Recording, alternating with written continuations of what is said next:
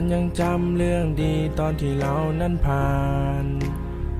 เรื่องเลวร้ายด้วยกันนึกถึงตอนที่เรียนแล้วเราทะเลาะกันฉันยังจำไม่จางโอ้เพื่อนเอ้ยไปอยู่ไหนช่วยส่งข้อความมาทีได้ไหมมันอาจจะเป็นวันสุดท้ายที่มึงและกูบอกว่าสายคำว่าเพื่อนมันอยู่ในใจไม่ว่าจะดีหรือร้ายขอบคุณที่ร่วมสร้างกันมาไม่ว่าจากไกลแค่ไหนก็คิดถึงตลอดก็ยังคิดถึงนานๆ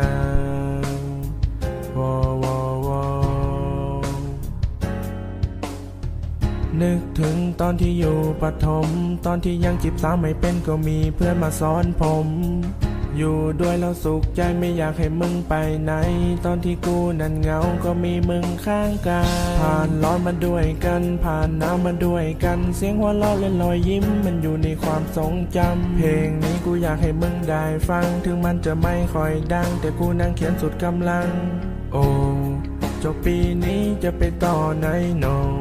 ไปถึงฝันอันที่วาดไว้โอ้ไม่ได้เจอมันจะขาดใจโนปีนี้ปีสุดท้ายของมึงและกู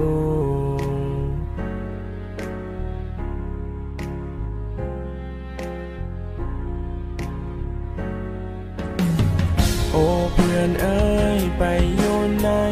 ช่วยส่งข้อความมาทีได้ไหมมันอาจจะเป็นวันสุดท้ายที่มึงและกูบอกว่าสายคำว่าเพื่อนมันอยู่ในใจไม่ว่าจะดีหรือร้ายขอบคุณที่ร่วมสร้างกันมาไม่ว่าจากไกลแค่ไหนก็คิดถึงตลอดก็ยังคิดถึงนาน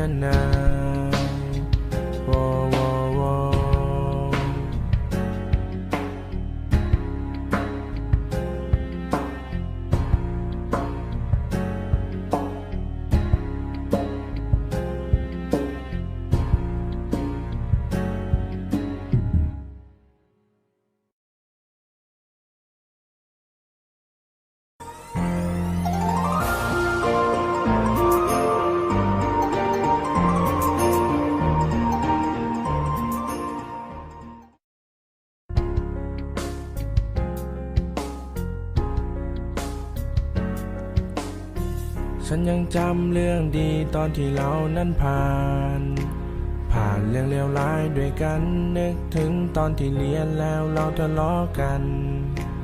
ฉันยังจำไม่จางโอ้เพื่อนเอ้ยไปอยู่ไหนช่วยส่งข้อความมาทีได้ไหมมันอาจจะเป็นวันสุดท้ายที่มึงและกูบอกว่าสายคำว่าเพื่อนมันอยู่ในใจ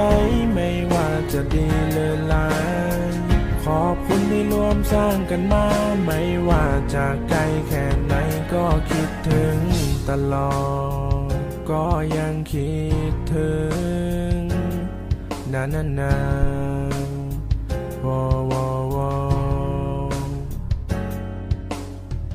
นึกถึงตอนที่อยู่ประถมตอนที่ยังจีบสาวไม่เป็นก็มีเพื่อนมาสอนผมอยู่ด้วยแล้วสุขใจไม่อยากให้มึงไปไหนตอนที่กูนั้นเหงาก็มีมึงข้างกายผ่านร้อนมาด้วยกันผ่านหนาวมาด้วยกันเสียงหัวเราะและรอยยิ้มมันอยู่ในความทรงจำเพลงนี้กูอยากให้มึงได้ฟังถึงมันจะไม่ค่อยดังแต่กูนั่งเขียนสุดกำลังโอ้จบปีนี้จะไปต่อไหนโนไปถึงฝันอันที่วาดไว้โอ้ไม่ได้เจอมันจะขาดใจโนปีนี้ปีสุดท้ายของมึงและกู